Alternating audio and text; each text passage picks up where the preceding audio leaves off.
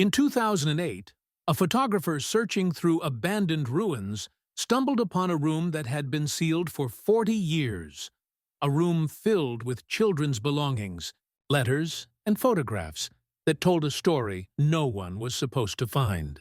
What she discovered inside would unravel one of the most disturbing mysteries in the region's history: an entire orphanage that vanished without a trace in 1968, and 37 children whose names disappeared from every official record as if they had never existed at all. Before we dive into this mystery, please like, subscribe to the channel, and comment on what you think happened. Your opinion could be the key to understanding this story. The Morning Star Orphanage stood on a hill overlooking the valley, its white facade gleaming in the afternoon sun. For decades, it had been the most prestigious children's home in the region, a place where abandoned children found refuge, education, and hope. Then, in March of 1968, it was gone. The official story was simple.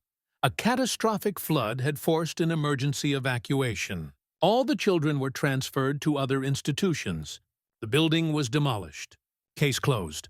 But 40 years later, Sarah Martinez, a photographer specializing in historic buildings, didn't believe in closed cases. She had heard whispers about the orphanage her entire life. Her grandmother had worked there as a cook, filling young Sarah's imagination with romanticized tales of laughter echoing through marble hallways and children playing in gardens filled with jasmine. The scent of jasmine always reminded her of those stories. On a humid September morning, Sarah pushed through the overgrown entrance of what remained of the Morning Star Orphanage. Vines crawled up crumbling walls. Broken glass crunched beneath her boots. The air smelled of decay and forgotten time. She raised her camera, capturing the way sunlight filtered through collapsed ceilings, creating patterns of light and shadow that felt almost holy.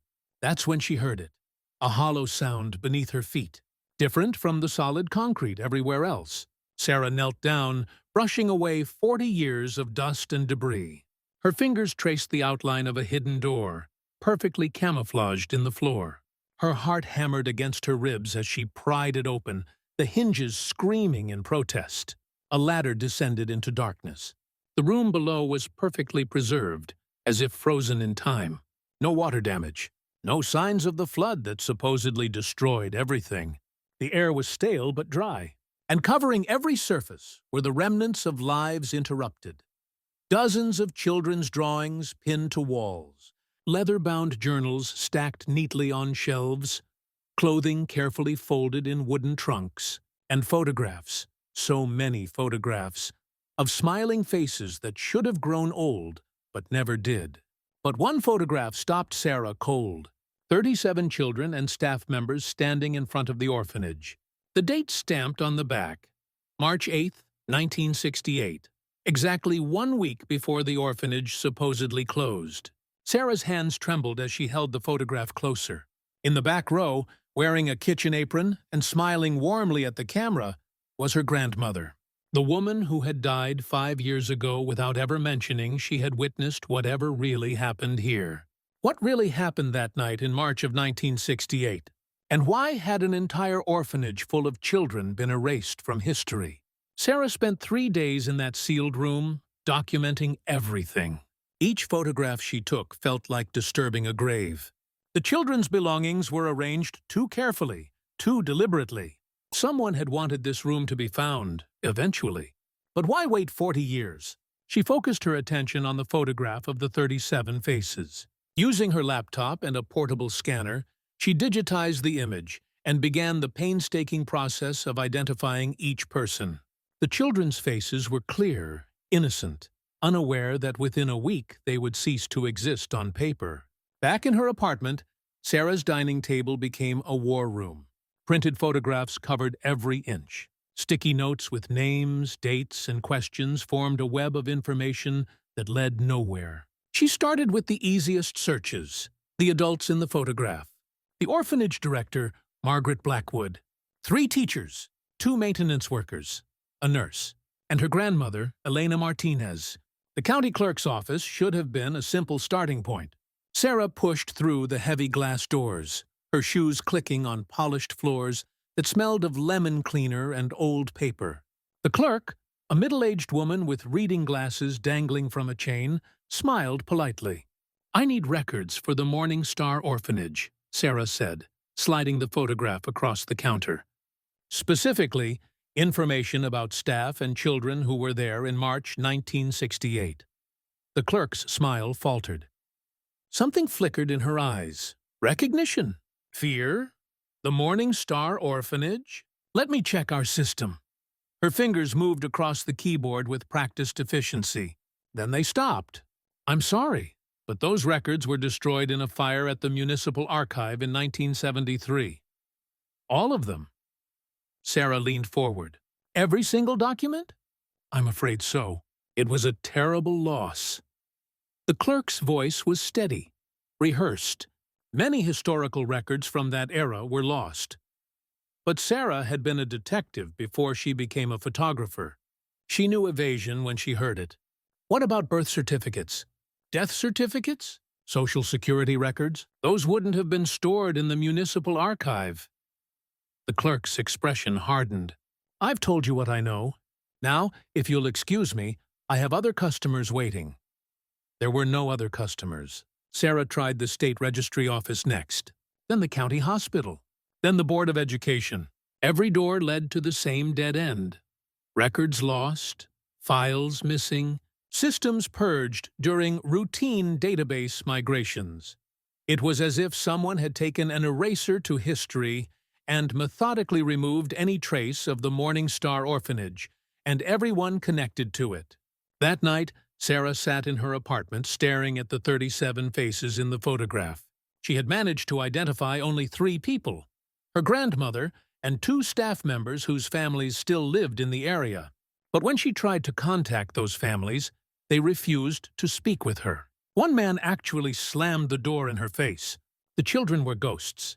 No birth records, no school transcripts, no adoption papers, nothing.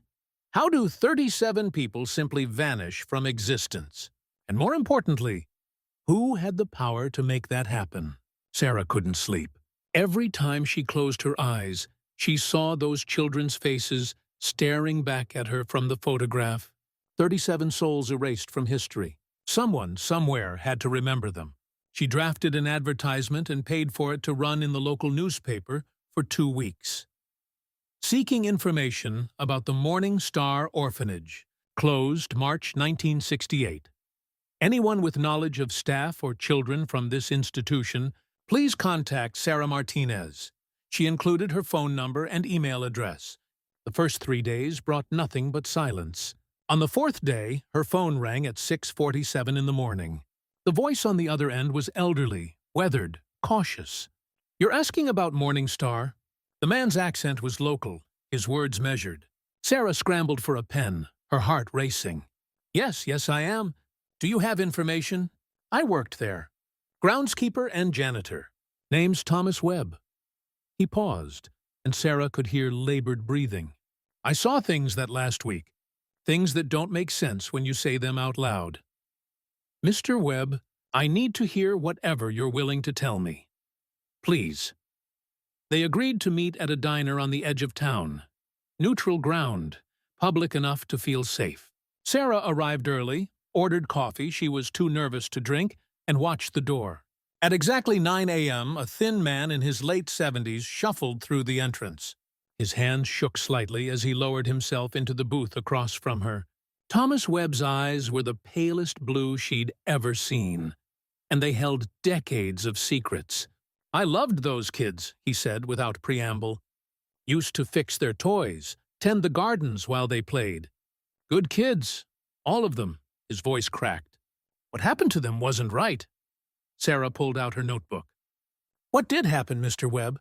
He stared into his coffee cup as if reading tea leaves. "The night of March 14th, I was working late. Boiler had been acting up. Around midnight, I heard trucks, big ones, military style. They pulled right up to the main entrance. Military trucks? At an orphanage? That's what I thought. I went to investigate, stayed in the shadows." His hands gripped the coffee cup tighter. Men in suits were supervising. They were moving equipment into the basement. Heavy equipment covered in tarps. And there were these crates. Wooden crates with warning symbols I'd never seen before. Sarah's pen raced across the paper. "Did you see any of the children?" "That's the thing." Thomas looked up, his eyes haunted. The building was completely dark.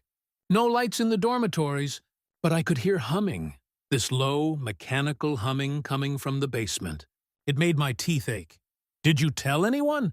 Next morning, I tried to ask the director, Mrs. Blackwood. She looked at me like I was crazy. Said I must have been dreaming, but I know what I saw. He leaned closer, his voice dropping to a whisper. 2 days later, they announced the flood. Evacuation. Building condemned. But here's what they don't want you to know. There was no flood. Not a drop of water anywhere. Sarah felt her stomach tighten. "Mr. Webb, would you be willing to make an official statement? Go on record with this?" For the first time, she saw fear in his eyes. Real, visceral fear. "I've already said too much. There are people who don't want this story told." "What people?" But Thomas Webb was already sliding out of the booth, moving faster than his aged body should allow. "I have to go. Family emergency. Out of town for a while." "Wait, Mr. Webb, please." He turned back at the door. "Be careful, Ms. Martinez. Some secrets are buried for a reason." Then he was gone, leaving Sarah alone with her notes and a cold cup of coffee. When she tried calling his number 3 days later, it had been disconnected. The address he'd given her led to an empty house with a "for sale" sign in the yard. Thomas Webb had vanished, just like everyone else connected to the Morning Star Orphanage. But what if this was just the first piece of an even bigger puzzle? The sealed room became Sarah's obsession.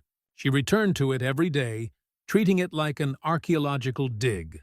Each item she examined added another layer to a mystery that grew more disturbing with every discovery. But it was the letters, dozens of them, carefully preserved in a leather-bound box, that would change everything. The first letter she opened was written in a child's handwriting, the letters uneven and earnest. "Dear Mama, if you're reading this, I'm sorry I couldn't come home. They say we have special gifts now. The lights make us see things, beautiful things. Yesterday I saw you making breakfast, even though you were far away.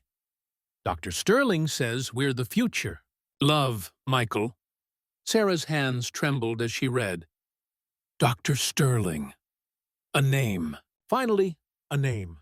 She photographed every letter, spreading them across the floor of the sealed room.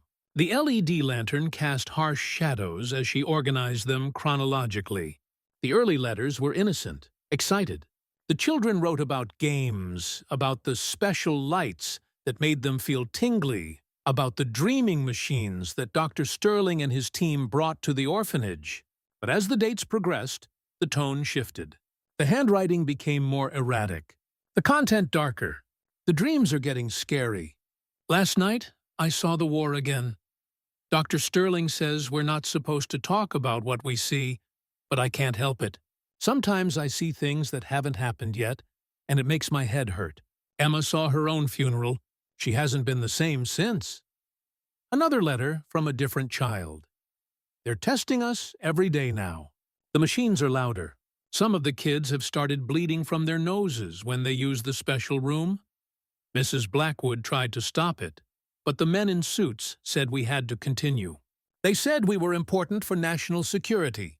I just want to go home. Sarah's chest tightened. National security, military trucks, experimental equipment. The pieces were forming a picture she didn't want to see. She found a letter dated March 10, 1968, 5 days before the supposed flood. The handwriting was barely legible, as if written in a hurry. Something's wrong. Dr. Sterling is scared. I can feel it. We can all feel it. The machine did something bad during yesterday's test. Sarah Kay disappeared. Not left, not ran away, just disappeared. 1 second she was in the chair. The next second, the chair was empty. They're searching for her. But I think she's gone somewhere we can't follow. The doctors are arguing. I heard them say the word unstable over and over. We're not supposed to be here anymore. Something bad is coming. The letter ended abruptly, as if the writer had been interrupted. Sarah sat back, her mind racing. This wasn't just about unethical experiments on children. This was about something that had gone catastrophically wrong. A child had vanished during a test. Literally vanished. And 4 days later, the entire orphanage disappeared from official records. She pulled out her laptop and began searching for Dr. Sterling. The name was common enough to be frustrating, but she narrowed her search. Parapsychology, 1960s. Government research. Children. 3 hours later, she found it.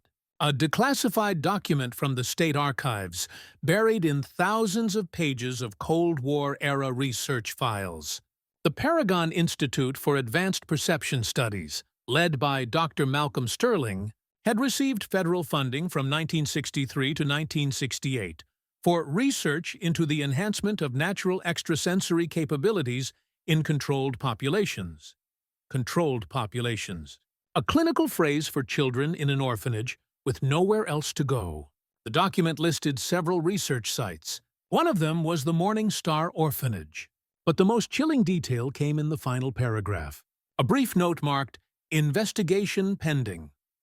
Following reports of unauthorized experimentation and potential safety violations, a federal inquiry was initiated on March 12, 1968. Site inspection scheduled for March 16, 1968. Investigation was subsequently suspended following the EPU, catastrophic flooding and evacuation of the facility. All research materials believed destroyed. Case closed. March 16th. 2 days after the supposed flood that never happened. The investigators were supposed to arrive to see what was really happening in that basement. But they never got the chance because the orphanage and all evidence of what occurred there vanished first. Sarah's phone buzzed. An unknown number. She hesitated, then answered. Heavy breathing. Then a woman's voice, cracked with age and fear. "Stop digging! They're watching you now. Some doors should stay closed." "Who is this?" "Do you know what happened at Morning Star? I was there. I saw what they became. And if you keep looking, you'll end up like us. Erased, hidden, pretending we never existed." "Let the dead rest, Ms. Martinez." The line went dead. Sarah sat in the darkness of the sealed room, surrounded by letters from children who had been used as test subjects in experiments that had gone horribly wrong. Children who had developed abilities that shouldn't exist. Children who, along with their secrets, had been systematically erased from history. But the question that haunted her wasn't what had been done to them. It was what they had done to escape, and where they had gone. Finding Margaret Blackwood, the former director of the Morning Star Orphanage, took Sarah 3 weeks of persistent detective work. The woman had covered her tracks well. No forwarding addresses, no listed phone numbers, no digital footprint. But Sarah eventually discovered a lead through a decades-old property transfer. Margaret Blackwood had sold her house in 1969 and purchased land in a remote spiritual community called Serenity Springs, nestled in the mountains 3 hours away. The drive took Sarah through winding roads that seemed to lead away from civilization itself. Pine trees towered on either side, their branches forming a canopy that filtered the afternoon sun into scattered gold coins on the pavement. She passed a hand-painted sign that read, "Serenity Springs Community. Private property. Visitors by appointment only." Sarah had no appointment. The community was a collection of small cabins arranged in a circle around a central garden. Prayer flags fluttered in the breeze. The air smelled of sage and wood smoke. A woman with long gray hair and bare feet approached, her expression neither welcoming nor hostile. "Can I help you?" "I'm looking for Margaret Blackwood. My name is Sarah Martinez. It's about the Morning Star Orphanage." The woman's composure cracked, just for a moment, but Sarah caught it. Recognition. Fear. Something else. "Wait here." 20 minutes passed. Sarah stood in the garden, watching residents move between cabins with the slow, deliberate grace of people who had disconnected from the urgency of the outside world. Then the gray-haired woman returned. "She'll see you, but only for a few minutes. And you have to understand, She's not the person she was back then. Margaret Blackwood's cabin was sparse. A single room with a cot, a table and walls covered in strange symbols that looked like a cross between religious iconography and mathematical equations. The woman sitting on the cot was skeletal, her white hair cut short, her eyes impossibly bright in her weathered face. "You have your grandmother's nose," Margaret said without preamble. "Elena talked about you constantly. Her little detective granddaughter." Sarah's breath caught. "You remember my grandmother?" "I remember everything. That's my curse." Margaret gestured to the only chair in the room. "You want to know what happened. They all do, eventually. But the truth isn't something that fits in your world of police reports and logical explanations." "Try me." Margaret laughed, a dry, brittle sound. "The Paragon Institute came to us in 1964. They offered funding, resources, educational programs. All we had to do was let them run some tests. Harmless tests, they said. Just measurements of natural abilities, brain scans, psychological assessments. But it wasn't harmless. At first, it was innocent enough. They set up equipment in the basement. Lights, sensors, devices that measured things I didn't understand. The children thought it was fun. They called it the special room. Dr. Sterling and his team were there 3 times a week, running their experiments. Margaret's hands twisted in her lap. Then the children started changing. Changing how? They could see things. Not with their eyes, but with something else. They knew when someone was lying. They could sense emotions from across the building. One girl, Emma, told me what I'd had for breakfast before I entered the room. Another child, Robert, drew a picture of my mother, who had died 5 years earlier, and described her perfectly, down to the mole on her left cheek. Sarah's scientific mind rebelled against what she was hearing, but she stayed quiet. Dr. Sterling was ecstatic. He pushed harder. Longer sessions, more intense stimulation. The equipment got bigger, more complex, and the children's abilities grew stronger. But so did the side effects. Headaches, nosebleeds. Some of them started having seizures. "Why didn't you stop it?" Margaret's eyes filled with tears. "I tried. God knows I tried. But the Institute had government backing. They said it was vital for national security. That these children were our best defense against the Soviet psychic program. What could I do against that? You could have gone public. With what? The government would have denied everything. And those children, they would have been taken somewhere worse. At least at Morning Star, they had Elena's cooking and gardens to play in, and staff who loved them." Margaret's voice broke. "I thought I was protecting them by keeping them there. I was wrong." "What happened on March 14th? The old woman stood and walked to the window, her back to Sarah. "They had built something new, an amplification device, they called it. It was supposed to combine the children's abilities, make them work together like an antenna. Dr. Sterling was convinced it would be revolutionary. What did it do? It opened something that shouldn't have been opened." Margaret turned, and Sarah saw genuine terror in her eyes. "During the final test, all 37 children were connected to the device. I watched through the observation window. The machine started humming, glowing, and then the children started glowing too, from the inside like they were made of light. One of them, Sarah Kendrick, reached out her hand and it just passed through the chair, through solid matter. She looked at me, terrified, and then she was gone. Not invisible, gone." Sarah's heart pounded. "Where did she go? Somewhere else?" Somewhere the device had torn open. Dr. Sterling panicked. He tried to shut it down, but the children, they had figured out how to control it. They were the device now. They could see possibilities, alternate realities, different times, and they realized that if they stayed, they would be separated and used as weapons. So what did they do? Margaret smiled, a sad, proud smile. They did the impossible.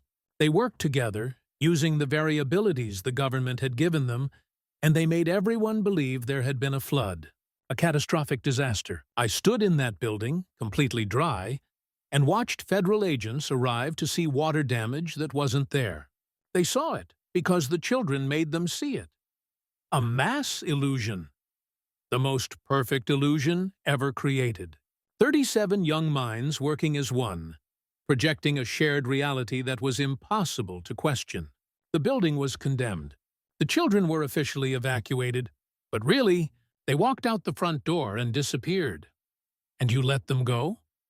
Elena and I, and a few other staff members who understood what was at stake. We helped them. We gave them money, supplies, directions to a safe place. And we sealed that room in the basement as a time capsule. The children wanted someone to know the truth eventually. When it was safe, Sarah thought about the letters, the carefully arranged belongings. They meant for it to be found by someone who would understand, someone who would care. Margaret met her eyes. Your grandmother said you would be the one. She was right. Where did they go, Margaret? Where are those children now? The old woman returned to her cot and lay down, suddenly exhausted. They went somewhere they could be free, somewhere they could use their gifts without fear. And that's all I can tell you, because that's all I know. She closed her eyes. The children who could see through time left me one message before they went. They said that in 40 years, someone would come looking, someone connected to Elena, someone who needed to know the truth. And they said to tell that person, follow the stars. Follow the stars? What does that mean? But Margaret Blackwood had turned to face the wall, signaling the conversation was over. Sarah left the cabin with more questions than answers, but one certainty had crystallized in her mind. The 37 children of the Morning Star Orphanage hadn't died. They had escaped, and somewhere out there, they were still hiding. But where does a group of people with psychic abilities hide? And what had they become in the 40 years since? Sarah drove back from Serenity Springs with Margaret Blackwood's words echoing in her mind. Follow the stars. The phrase meant nothing to her, but she couldn't shake the feeling that it was important. A clue the children had left specifically for whoever would eventually uncover their story. She spent the next 2 days poring over everything she had collected. The letters, the photographs, the architectural drawings of the orphanage she had found in the public library. She arranged them chronologically across her living room floor, looking for connections, patterns, anything that might explain what "follow the stars" meant. It was 3 in the morning when she noticed it. In several of the children's drawings from the sealed room, there was a recurring symbol, a 5-pointed star with a circular center.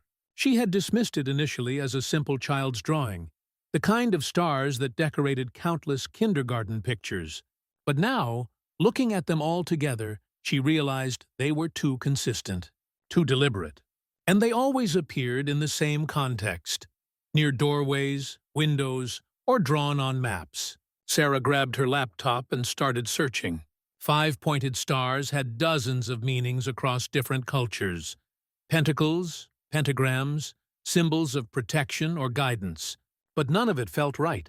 This was simpler, more specific. Then she remembered something from the architectural drawings. She pulled them out again, spreading them across her coffee table. The orphanage had been built in an unusual shape. Not the standard rectangular institutional building, but something more complex. From above, it formed a 5-pointed star. Her pulse quickened. She opened Google Maps and searched for the orphanage's location. The ruins were still visible from satellite view, overgrown but unmistakable. The star-shaped foundation was clear even after 4 decades of decay. "Sight. Follow the stars," she whispered. "Not the symbol, the shape." She began searching satellite maps of the entire region, looking for other buildings or structures with similar 5-pointed layouts. It was tedious work, zooming in and out, scanning acres of farmland, forests, and small towns. Hours passed. The sun rose. She made coffee and kept searching. At 11:47 a.m., she found it. 125 miles northwest, in a remote valley surrounded by dense forest, there was a settlement. It was small, maybe 20 or 30 buildings arranged around a central structure. And that central structure was built in a perfect 5-pointed star. Sarah's hands shook as she zoomed in.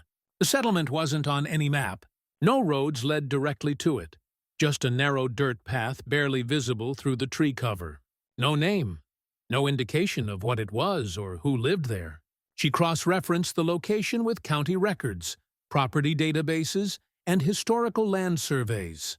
The land had been purchased in 1969, 1 year after the Morning Star Orphanage closed, by a trust called the Illuminated Path Foundation. The trust listed no members, no contact information, no purpose. Sarah grabbed her phone and called every local county office she could find. Most had no information. But one clerk, older and more helpful than the others, remembered something. "Oh, that place," the woman said. "My daughter tried to deliver a package there once. She works for a courier service. Came back and said it was the strangest place she'd ever seen. Everyone was friendly, but off somehow. Like they could read her mind or something. She refused to go back." What did she say about the people there? All around the same age, she thought.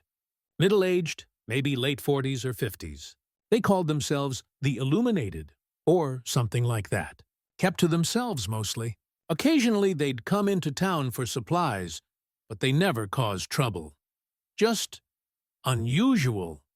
Late 40s or 50s. Exactly the age the Morning Star orphans would be now. Sarah thanked the clerk and ended the call. She stared at the satellite image on her laptop screen. The settlement looked peaceful from above. Gardens, solar panels, what appeared to be a greenhouse. A community that had existed for 40 years in complete isolation, founded the same year the orphanage children disappeared. It couldn't be a coincidence, but approaching them would be dangerous. These were people who had spent 4 decades hiding from the world. People with abilities that sounded impossible but that multiple witnesses had confirmed. People who had successfully erased themselves from all official records and created a mass illusion powerful enough to fool federal investigators. People who had been experimented on, traumatized, and forced to become something other than human. What would they do if someone from the outside world found them? Sarah looked at the photograph of the 37 children, their innocent faces frozen in time. Then she looked at the satellite image of the star-shaped community in the remote valley. Somewhere in that settlement were the grown versions of those children. If they were still alive, if they would talk to her, if they didn't see her as a threat, she had 2 choices: walk away and let the mystery remain unsolved, or drive into those mountains and face whatever the Morning Star orphans had become. Sarah started packing. The dirt road to the settlement was worse than Sarah had anticipated. Her sedan scraped bottom twice, and she seriously considered turning back. But the pull of truth was stronger than caution. The trees grew denser as she climbed, their branches interlocking overhead until she was driving through a tunnel of green shadow. After 45 minutes of crawling along the rutted path, the forest opened into a valley that took her breath away. The settlement spread before her like something from a utopian painting. Gardens burst with vegetables even though it was late October. Solar panels gleamed on every roof, and in the center, just as the satellite images had shown, stood the star-shaped building. But seeing it in person was different. Its walls were covered in the same symbols she had seen in Margaret Blackwood's cabin, geometric patterns that seemed to shift and move when she looked at them directly. Before she could even open her car door, 6 people approached. They moved in perfect synchronization, their steps matching exactly. All appeared to be in their late 40s or early 50s, dressed in simple clothing, practical pants, loose shirts, nothing distinctive. But their eyes were what stopped her cold. Intensely focused, utterly calm, and somehow ancient despite their middle-aged faces. Sarah stepped out of her car, her hands visible and non-threatening. "My name is Sarah Martinez. I'm looking for information about the Morning Star Orphanage." The 6 people stopped exactly 10 feet away. They didn't speak, but Sarah felt something, a pressure, a presence examining her from the inside out. It made her skin prickle and her chest tighten. Then, as one, they turned and gestured toward the central building. An invitation! The interior of the star-shaped building was breathtaking. Natural light poured through skylights, illuminating walls covered in paintings, photographs, and hand-drawn maps. At the center of the main room, arranged in a circle, were 37 cushions. Some were occupied by people who looked up as Sarah entered, people with those same intense, ancient eyes. "Sarah Martinez," a voice said. A woman stood from one of the cushions and approached. She was tall, graceful, with silver hair pulled back in a simple braid. "Elena's granddaughter. We've been expecting you." Sarah's throat went dry. "You knew I was coming?" "We knew someone would eventually find us. When we saw you in our collective vision 3 weeks ago, we knew it was time." The woman smiled, a sad, knowing smile. "I'm Evelyn. I was called Emma at Morning Star." Emma, the girl who had seen her own funeral, who had never been the same after. "You're alive," Sarah whispered. "You're all alive. We're all here, all 37 of us." Evelyn gestured to the occupied cushions, though alive is perhaps not the right word. "We're something different now, something between." Other people began standing, forming a loose circle around Sarah. She recognized some faces from the photograph, older now, marked by time, but unmistakably the same children. A man with kind eyes who must be Robert. A woman with a distinctive birthmark on her cheek. That was Sarah Kendrick, the girl who had supposedly disappeared during the experiment. "What happened to you?" Sarah asked. "The device, the experiments, changed us," a man said. "Marcus," Sarah guessed, based on the letters. "The government wanted to enhance our natural abilities. What they did was break down the walls between our minds and everything else. We can sense thoughts, emotions, possibilities. We can see forward and backward through time. We can influence reality itself, bend it, shape it, make people see what we want them to see." "The flood that never happened," Sarah said. "Our greatest illusion and our only escape." Evelyn moved closer. "We were children, Sarah. Scared children who had been given powers we didn't understand. And we knew, could see with absolute certainty, that if we stayed, we would be separated. Used. Some of us would end up in intelligence operations, others in military research. We saw futures where we became weapons, where we lost ourselves completely. So you ran. We walked out the front door while federal agents saw water damage that didn't exist. We made them believe the building was condemned, that we had been transferred to other facilities, and we came here to build a life where we could be free." Sarah looked around at the 37 faces. "Why hide? With your abilities, you could—" "What?" "Become famous. Prove we exist to a world that would either worship us or dissect us." A younger-looking woman spoke up, her voice sharp. "We've seen both futures. Neither ends well." "But you've been living here for 40 years, completely cut off from the world. Don't you—" "We're not cut off," Evelyn interrupted. "We can see the world perfectly well. Every war, every innovation, every triumph and tragedy. We experience all of it through the connections we maintain to the broader human consciousness. We just choose not to be part of it directly." Sarah felt overwhelmed.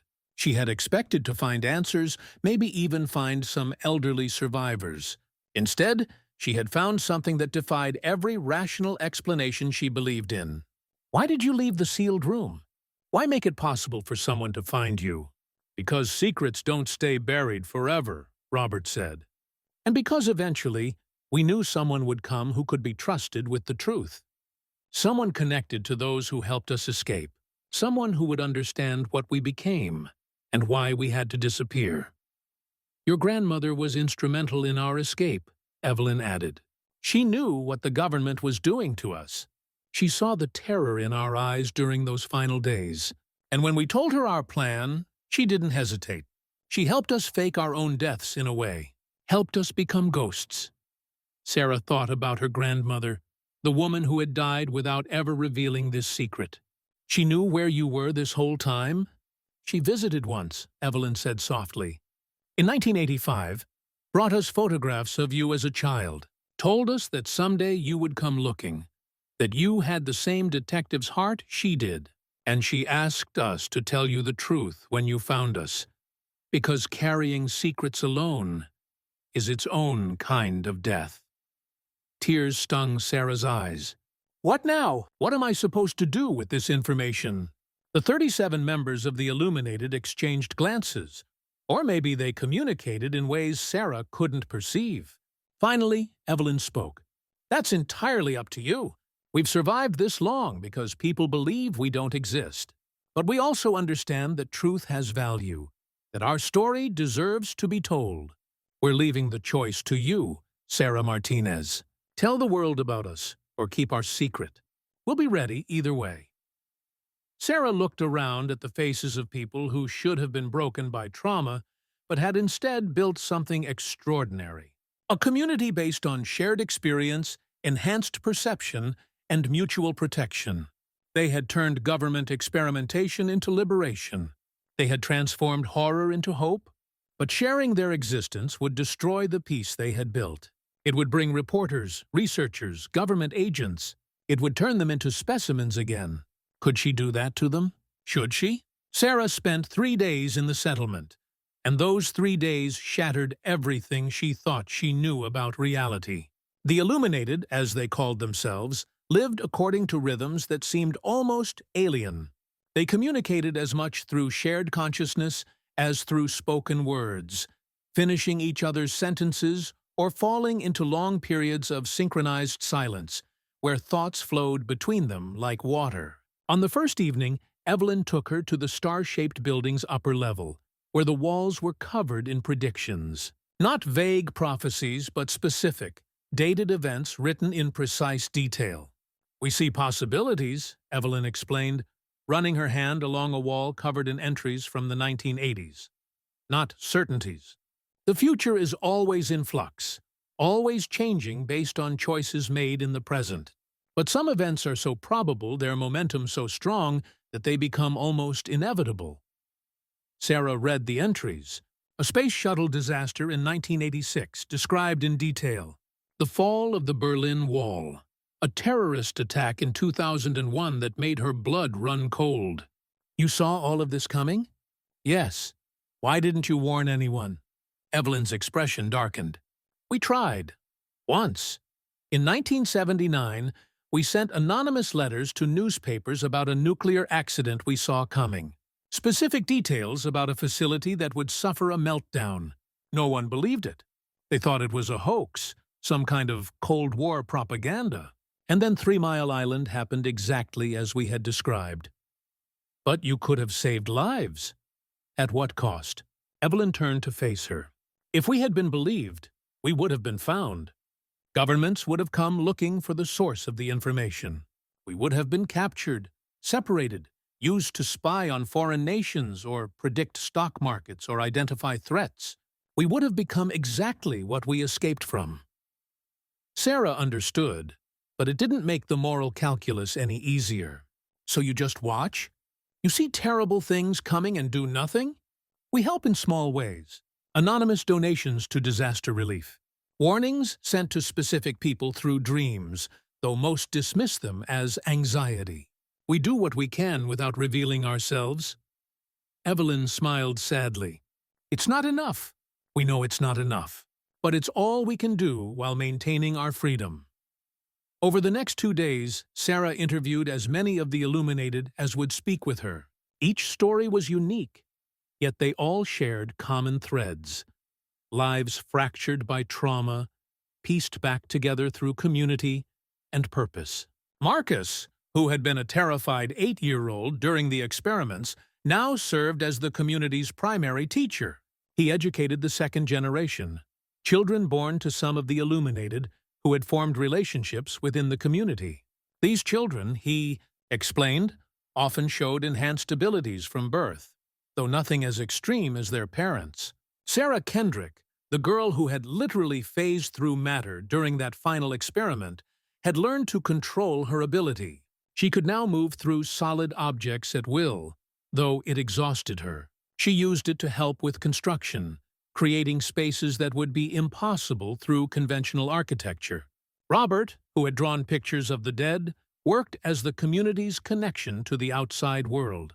Using his ability to remote view distant locations, he helped lost hikers find their way out of the wilderness, sending anonymous tips to search and rescue teams. He had saved 63 lives over 40 years. Each person had found a way to transform their trauma into service. But the conversation that shook Sarah most came on her final evening, when a thin woman named Catherine approached her during dinner. "You're trying to decide whether to expose us," Catherine said flatly. "It wasn't a question. I'm trying to decide what's right," Sarah replied. "For whom? For us? For the world? For your conscience?" Catherine sat down across from her. "I was 6 years old when they started the experiments.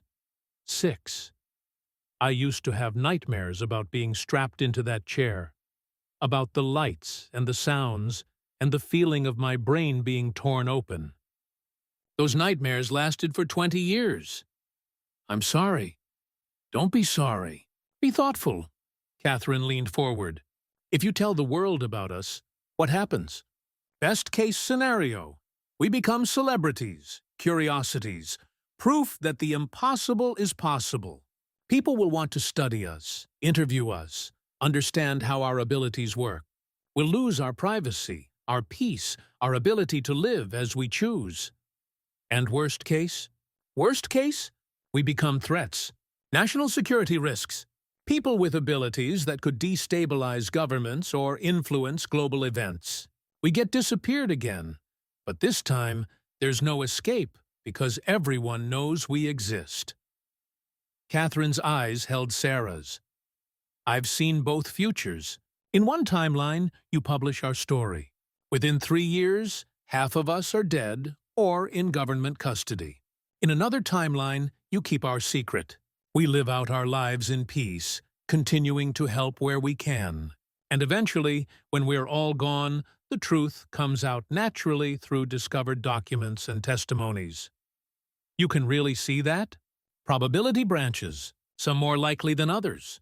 The future where you expose us has a 73% chance of ending in tragedy. The future where you protect our secret has an 84% chance of ending peacefully."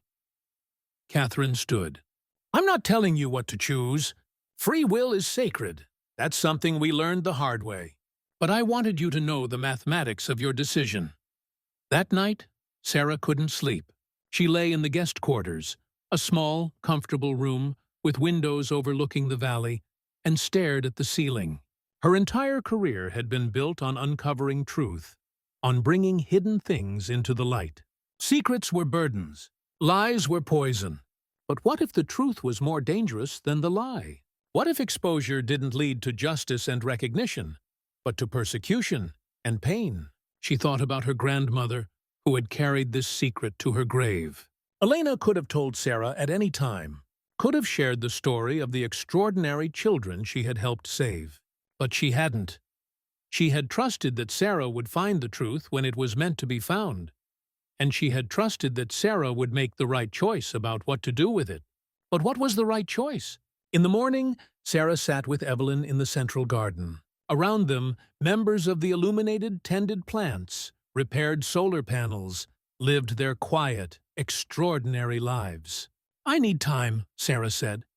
"I can't make this decision right now." Evelyn nodded. "Then take time. We're not going anywhere. Can I come back? Visit again. Whenever you want. You're part of this story now, Sarah. Part of our story. That makes you family." Evelyn placed a hand over Sarah's.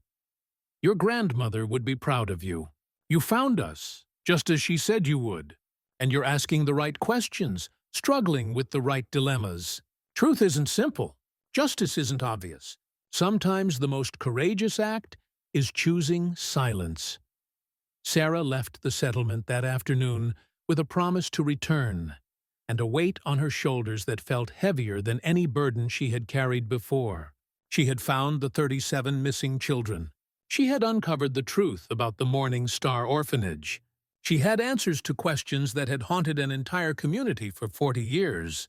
But what good were answers if sharing them would destroy the people who had suffered most? Sarah returned to her normal life, but nothing felt normal anymore. She went through the motions, teaching photography workshops, working on gallery exhibitions, meeting friends for coffee. But her mind was always in that remote valley, with 37 people who shouldn't exist but did. She had made no decision about whether to reveal their secret. Instead, she found herself researching, trying to understand the full scope of what had been done to them. If she was going to expose the illuminated, she needed to expose everything, not just their existence, but the government programs that had created them. The deeper she dug, the darker the story became. Using her press credentials and a Freedom of Information Act request, she accessed partially declassified documents about Cold War-era parapsychology research. The programs had names that sounded like rejected science fiction titles: Project Stargate, Project Grill Flame, Project Sunstreak. And buried in the redacted pages, she found references to the Paragon Institute and Dr. Malcolm Sterling. The government had spent millions of dollars between 1963 and 1995 trying to develop psychic spies, people who could remote view enemy installations, predict adversary actions, or influence outcomes through mental power alone.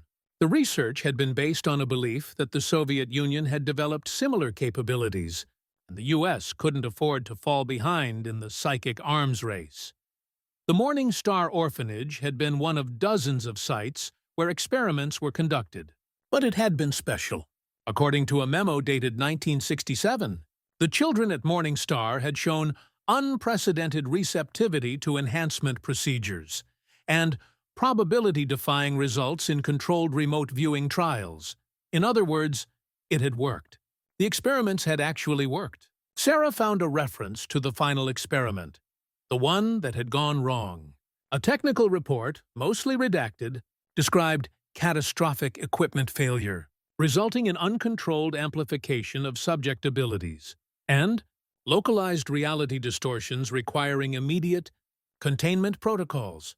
The report concluded with a recommendation to terminate the Morning Star program and reassign all viable subjects to secure facilities. They had planned to separate the children, split them up, lock them away in research labs, use them as tools.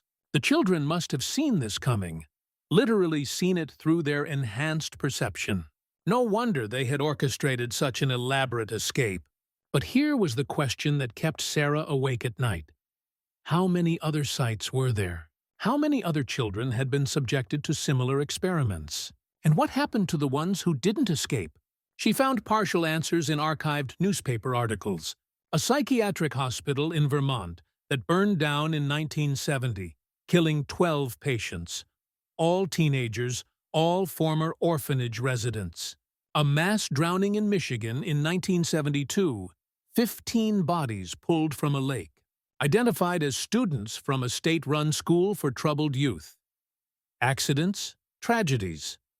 Convenient ways to close problematic programs, unless they weren't accidents at all, unless they were cover-ups, ways to erase subjects who had become liabilities or who knew too much. Sarah's phone rang at 2 a.m. on a Tuesday night. She answered groggily. "Ms. Martinez?" A man's voice, unfamiliar. "I'm sorry to call so late. My name is James Pritchard. I'm a journalist with the Washington Post." Sarah sat up, suddenly wide awake. "How did you get this number?" "I've been investigating Cold War parapsychology programs for 3 years. Your FOIA requests triggered some alerts I have set up. I think we might be working on similar stories." Warning bells rang in Sarah's head. "I'm not working on any story." "Then why request documents about the Paragon Institute and Dr. Malcolm Sterling?" A pause. "Ms. Martinez, I know about Morning Star. I know about the children who disappeared, and I know that official records don't match what actually happened. What do you want? To compare notes? To figure out the truth? I have documents you probably haven't seen. Records from other sites. Testimony from former staff members. If we work together—" "I'm not interested," Sarah said and hung up. But the call rattled her. If a journalist from a major newspaper was investigating the same story, how long until he found the illuminated? How long until someone connected the dots between the Morning Star disappearance and a remote settlement founded the same year. She called Evelyn.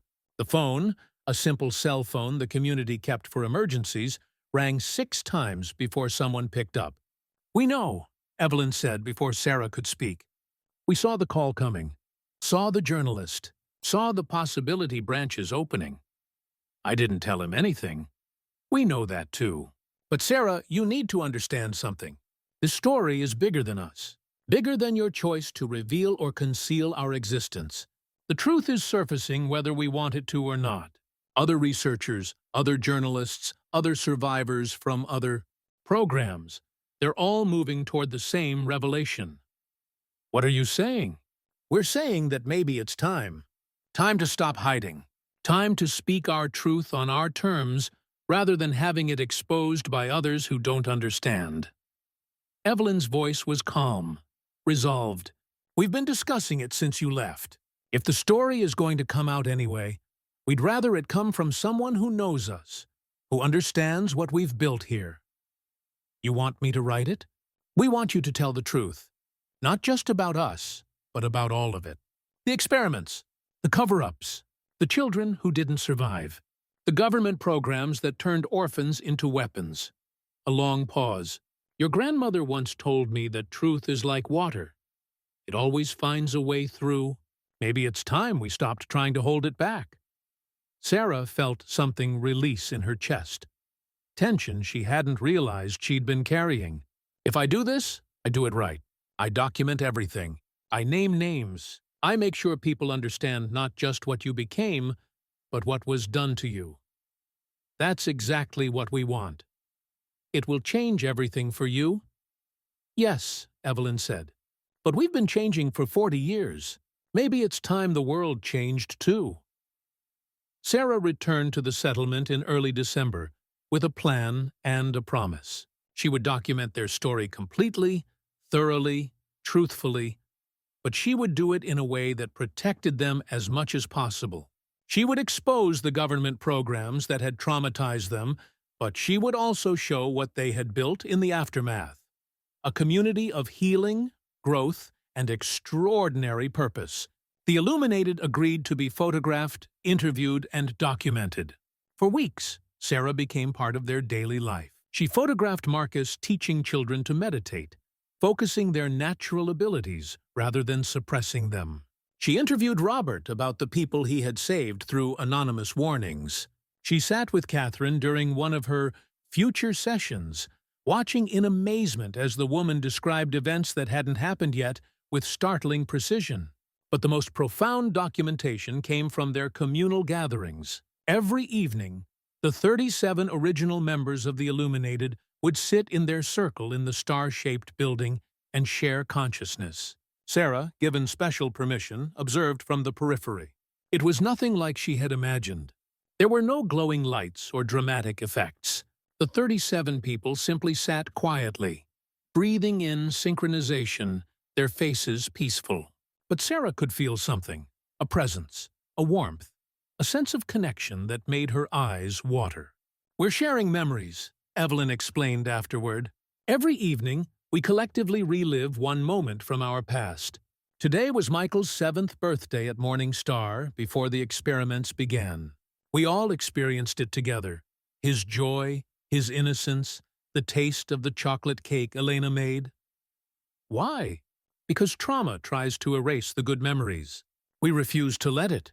We hold on to every moment of happiness, every instance of love, and we share them so none of us has to carry our history alone."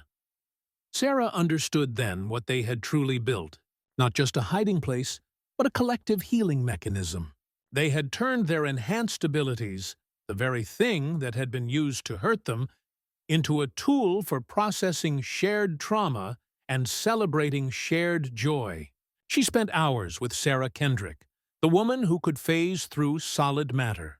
"People think abilities like this would make life easier," Sarah Kay said, "but they don't understand the psychological toll. When you can move through walls, you start to question whether anything is truly solid. Whether you're truly solid.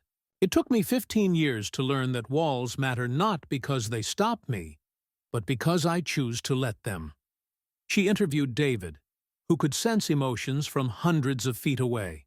Imagine feeling everyone's pain all at once, every fear, every sorrow, every moment of anguish in a 100-foot radius. Now imagine learning to feel the joy, too, the love, the contentment. That's what we do here. We choose what to amplify. Each person's story added layers to her understanding. These weren't victims frozen in trauma. They were survivors who had transformed their suffering into wisdom. But Sarah also documented the cost. Catherine showed her the scars on her wrists. 3 attempts at suicide in her 20s, when the weight of seeing terrible futures became too much. Marcus described the decade he spent addicted to alcohol, trying to dull his empathic abilities. Emma revealed that she had been pregnant twice, and both times the enhanced abilities had manifested so strongly in the fetuses that they couldn't survive, leading to miscarriages that left her devastated. "This is important," Emma told Sarah. "If you're going to tell our story, tell all of it. The triumphs and the tragedies. We're not superheroes. We're people who were hurt, who found each other, who survived." During her documentation, Sarah also uncovered something the Illuminated had been quietly doing for decades. Using their combined abilities, they had been identifying other survivors from other programs. Robert kept a list, 47 people who had been part of similar experiments across the country, most of whom had no idea others like them existed. "We've reached out to some of them," Robert explained. "Carefully, anonymously, letting them know they're not alone. 3 have joined our community. Others prefer to stay where they are, but knowing they're not the only ones has helped them heal. Why not find all of them? Because some don't want to be found. They've built lives separate from what was done to them, and we respect that. We only reach out when we sense their suffering, when they need to know the truth." In early January, Sarah compiled everything into a comprehensive document. Testimonies, photographs, medical records from the Paragon Institute, declassified government memos, and a detailed timeline of events. It was 247 pages long, a complete accounting of one of the most disturbing government programs in modern history and the extraordinary people who had survived it. She showed it to the Illuminated during a community meeting. The 37 sat in their circle, and Sarah stood in the center, feeling the weight of their collective gaze. "This is the truth," she said, "all of it. If I publish this, your lives will change forever. Media attention, government inquiries, probably some form of investigation. You'll never have complete privacy again." "But others will know," Evelyn said softly. "Others who survived similar programs will see this and understand they're not alone. Researchers will finally have documentation of what was really done in the name of national security. And maybe, it will prevent something like this from happening again." The vote was unanimous. They wanted the truth told. Sarah had one more piece to add to the documentation, a personal note at the end, addressed directly to her grandmother. "Elena, you carried this secret for nearly 40 years. You protected these children when they had no one else to protect them. You showed them that kindness and courage matter more than any ability, enhanced or otherwise. I found them, just as you knew I would. And now, I'm going to make sure the world knows what you did, what they survived, and what they became. Thank you for trusting me with this story. I hope I've done it justice. I hope I've made you proud." But before Sarah could publish, one final revelation would shake everything she thought she understood.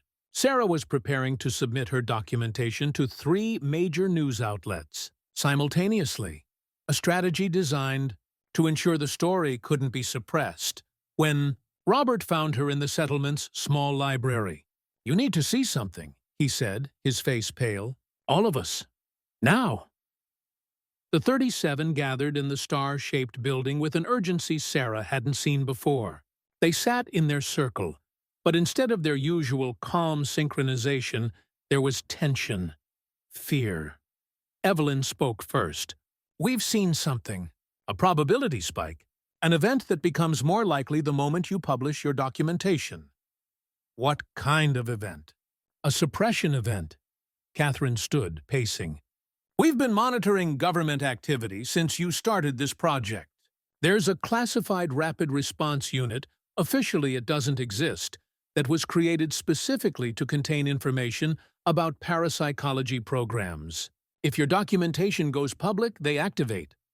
Sarah's stomach tightened. Activate how? They discredit. They intimidate.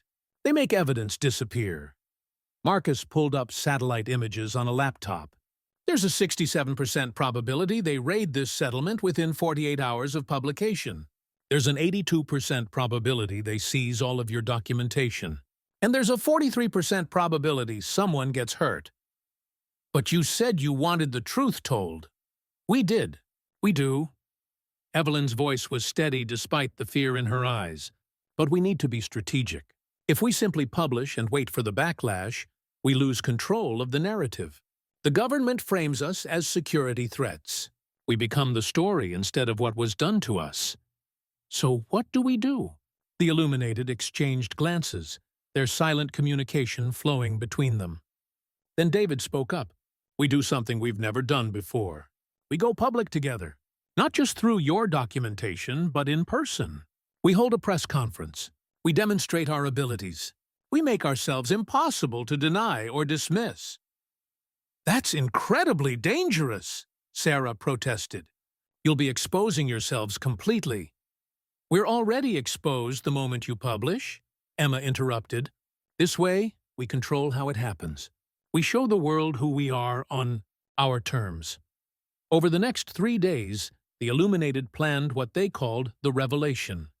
They would hold a press conference in the state capitol, inviting major news outlets, independent journalists, and a carefully selected group of government officials. Sarah would present her documentation. Then the Illuminated would demonstrate their abilities in a controlled, documented environment. See, we need witnesses who can't be dismissed as conspiracy theorists, Robert explained. Scientists, physicians, skeptics. People whose credibility is unquestionable. Sarah reached out to a neuroscientist she had interviewed years ago for a different project, Dr. Patricia Chen, a leading researcher in consciousness studies and brain function. After hours of phone calls and a detailed explanation, Dr. Chen agreed to attend with a team of colleagues. If what you're claiming is real, Dr. Chen said, this could revolutionize our understanding of human consciousness. I have to see it for myself. They also contacted Senator Catherine Morrison, who had been vocal about government accountability and historical injustices. She agreed to attend, bringing with her a legal team and 2 other senators interested in intelligence oversight. The date was set, January 28th. A hotel conference room in the capital city. Sarah sent official press releases to major outlets, framing it as a historical revelation concerning Cold War-era government programs and their surviving participants. The night before the press conference, Sarah couldn't sleep. She walked through the settlement at 2 a.m., looking at the lives these people had built, the gardens they had cultivated, the homes they had constructed, the peace they had found. Tomorrow, all of it might be gone. She found Evelyn sitting alone near the star-shaped building, looking up at the actual stars overhead. Afraid? Sarah asked, sitting beside her. Terrified, Evelyn admitted. We've spent 40 years hiding, protecting ourselves, choosing safety over visibility. And now we're about to throw all of that away. We don't have to do this. I can bury the documentation. We can pretend none of this ever happened. No, Evelyn shook her head. We can't. Because there are others out there, other survivors, other people who were hurt by programs like Paragon. They need to know they're not alone. They need to know that healing is possible. That's worth the risk. What if the government tries to take you, lock you up? Then we disappear again. We're very good at disappearing. Evelyn smiled. But I don't think it will come to that. I've seen the probability branches. Most of them lead to something better. Scary, uncertain, but better. Most of them? There's one branch, about 12% probability, where things go very wrong, where fear wins, where we end up exactly where we were in 1968, being used as weapons and tools. Evelyn looked at Sarah directly. But there's an 88% chance that tomorrow changes everything. That people see us as human beings who deserve dignity and support. That our story leads to reforms, to revelations about other programs, to healing for others who suffered. Those are good odds. They are. And besides, Evelyn gestured at the settlement around them. We've built something worth fighting for. If we have to defend it, we will. Together. Sarah thought about her grandmother, about the choice Elena had made to help 37 children escape. That had been a risk, too. A gamble that kindness mattered more than rules. Elena would be proud of you, Sarah said. She would be proud of both of us. Evelyn stood, extending her hand to help Sarah up. Now get some sleep. Tomorrow we change the world, or at least try to. But Sarah stayed awake, staring at the stars, thinking about probability branches and impossible choices and the courage it takes to speak truth into a world that prefers comfortable lies. Tomorrow would reveal everything. The question was, how would the world respond? The Riverview Hotel conference room was packed. Sarah had expected maybe 30 or 40 people. Instead, over 100 crowded into a space meant for 70. Journalists from major networks, freelance reporters, bloggers, government officials, including 3 senators, and a representative from the Department of Defense. Dr. Patricia. Chen and her team of neuroscientists set up monitoring equipment in the corner. Security personnel lined the walls, eyeing the illuminated with obvious suspicion. The 37 sat together in the front row, dressed simply in matching gray clothing, a deliberate choice to appear unified and non-threatening. Sarah stood at the podium, her documentation displayed on screens behind her, her hands trembling slightly as she adjusted the microphone. "Thank you for coming," she began.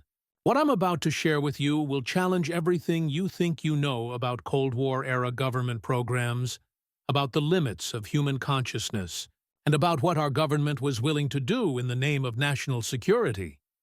For 40 minutes, Sarah presented her findings. She showed photographs of the Morning Star Orphanage. She read excerpts from the children's letters.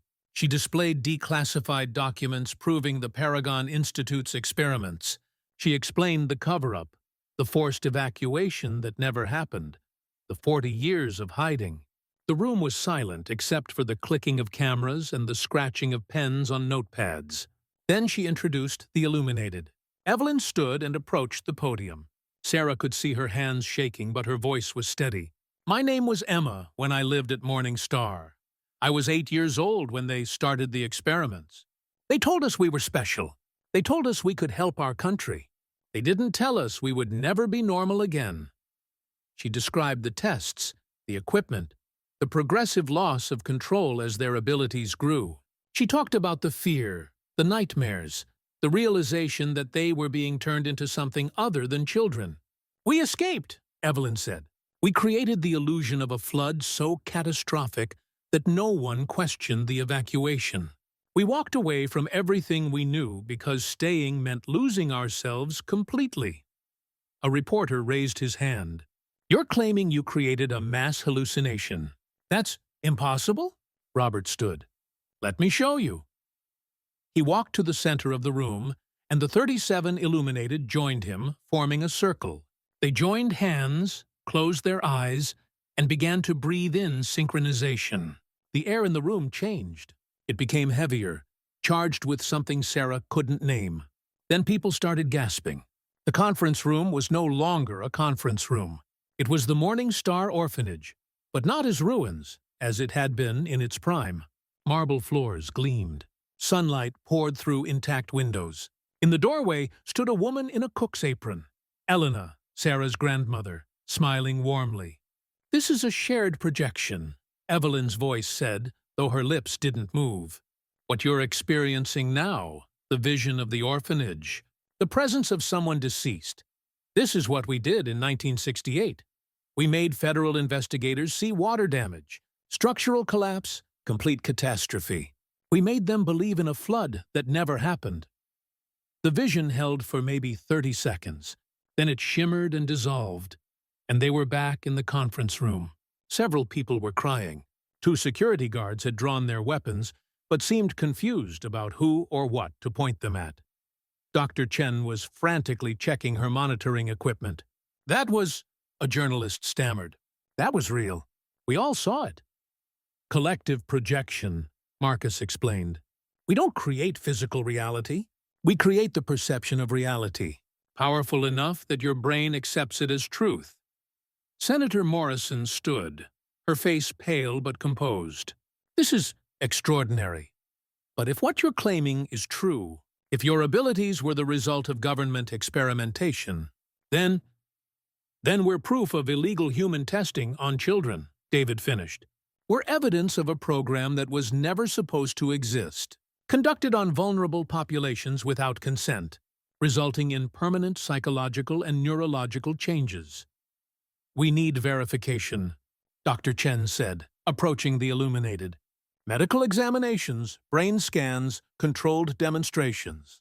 From a scientific perspective, you'll get your verification," Evelyn said. "We're willing to be studied, documented, examined under one condition, which is that we maintain our autonomy. No government custody, no forced relocation. We agree to participate in research, but we do it as free citizens making informed choices. We won't be subjects again. We won't be weapons." A man in a dark suit, one of the Department of Defense representatives, spoke up. "The security implications of abilities like yours are exactly why we hid for 40 years, Catherine interrupted. "We knew someone would see us as tools or threats, but we're neither. We're people who were hurt, who learned to help others with the abilities forced upon us. We've saved lives, prevented accidents, helped families find missing loved ones, all anonymously, asking nothing in return. How do we know you're not a threat?" The DoD representative pressed. "How do we know you're not using your abilities to influence decisions, manipulate markets, alter political outcomes? Because if we wanted to do any of that, you would never know," Robert said quietly. "We could make you believe anything. We could walk into classified facilities and read any document. We could influence any decision-maker, but we haven't. In 40 years, we've used our abilities exclusively for helping others." The room erupted into chaos. Reporters shouted questions. Officials demanded protocols. Dr. Chen tried to organize